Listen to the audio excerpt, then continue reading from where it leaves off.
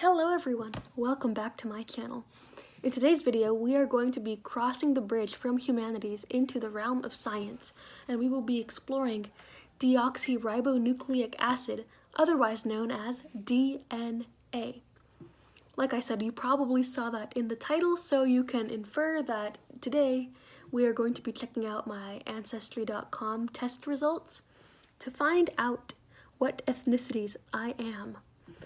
Unfortunately, we can't do any of the fun unboxing stuff or any of the spitting into the tube, repackaging it, and sending it off in the mail because I took this test over a year ago. We're also going to be discussing my results and assessing them from a historical viewpoint to try to understand how this person here happened historically. So I'm just going to start off this video by pulling up Ancestry.com on my laptop, and we're going to go check out my results.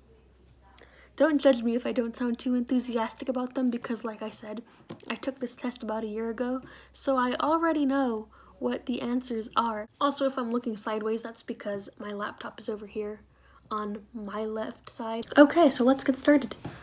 So my ethnicity estimate is over here on the right-hand panel, and as you can see, the highest percentage is Indigenous Americas, Mexico.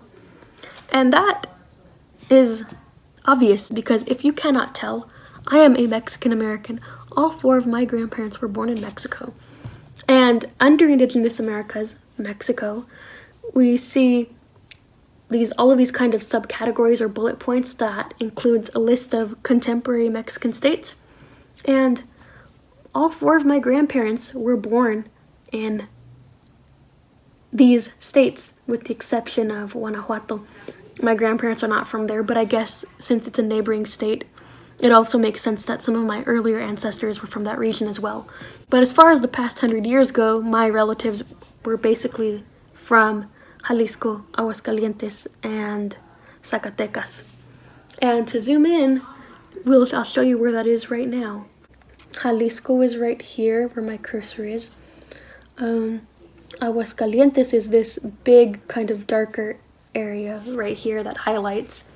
Guanajuato is over here just outside of it. And Zacatecas is... Where are you at, though?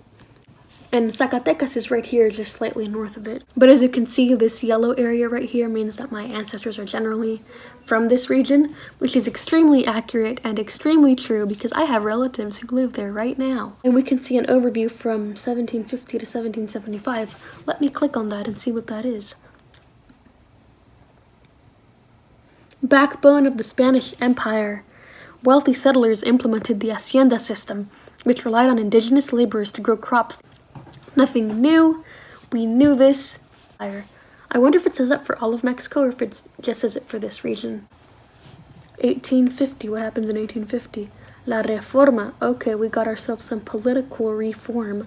Next, we have Spain at 44%, and this is also very obvious because, as it said in the Mexico segment, Mexico was part of the backbone of the Spanish Empire, and Spain basically colonized all of the western United States down through Mexico and Central America and into South America.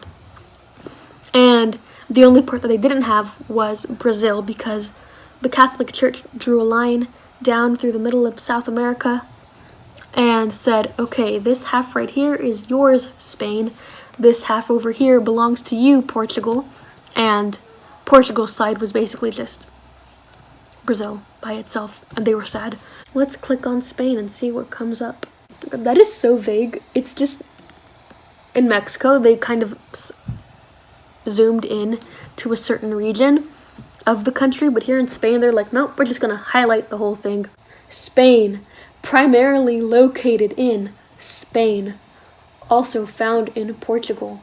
Wow, guys, I didn't know Spain was in Portugal. Wow. It talks about how the Iberian Peninsula was colonized by Rome and then by the Muslims. Next we have Portugal, which is also very obvious because of the fact that Spain is right here and Portugal is right there.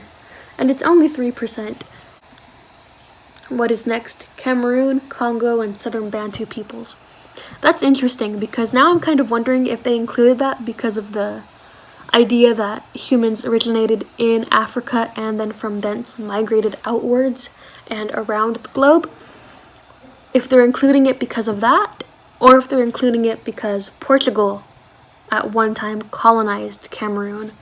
Next, Basque. The Basque people live right here on the very eastern edge of Spain, going into western France. And that also makes sense because, as you can see right here on the map, Portugal is right here, Spain is right here, and then France is over here, and then Basque just kind of sits in the middle between there.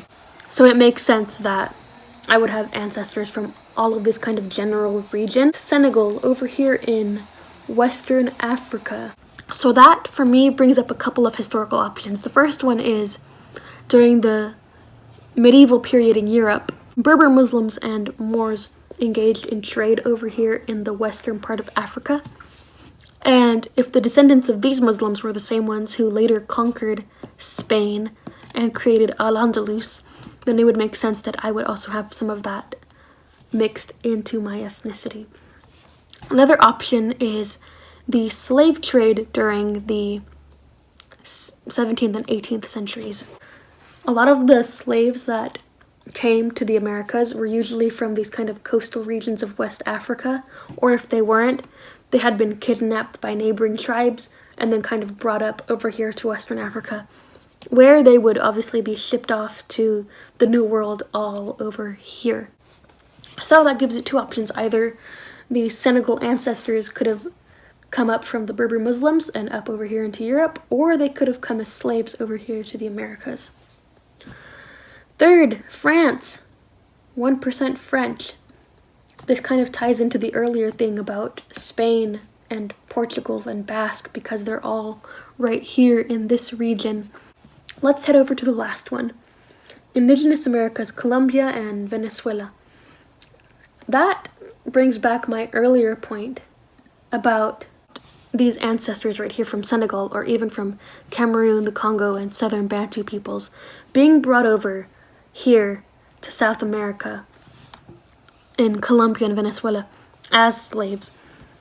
So we have two options here historically, either directly from Africa to the Americas as enslaved peoples, or from Africa and up north into the Iberian Peninsula as these Berber Muslims and these Moors who conquered Spain and created Al-Andalus. Overall, these results that I got, they're rather obvious. There's nothing really novel in there. They're pretty straightforward. Obviously, the 90% of my ethnicity is Indigenous Americas from Mexico and Spain, and then the other 10% I explain regionalism, like right here with France and Portugal.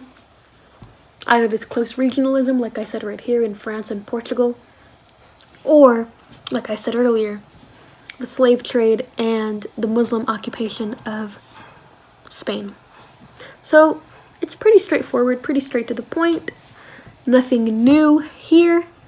My parents will be proud to say that yes, you are 100% Mexican. This is basically the epitome of what it is to be a Mexican. That is all for today. I hope you guys have enjoyed it. Let me know in the comments if you've ever taken an ancestry test and how that went. And if you're thinking about taking an ancestry test, ordering an ancestry kit, I would 10 out of 10 highly recommend, because it's fun, it's easy, and you never know what you're going to find in there. So with that, I shall wrap up this video. I will see you next week. Goodbye!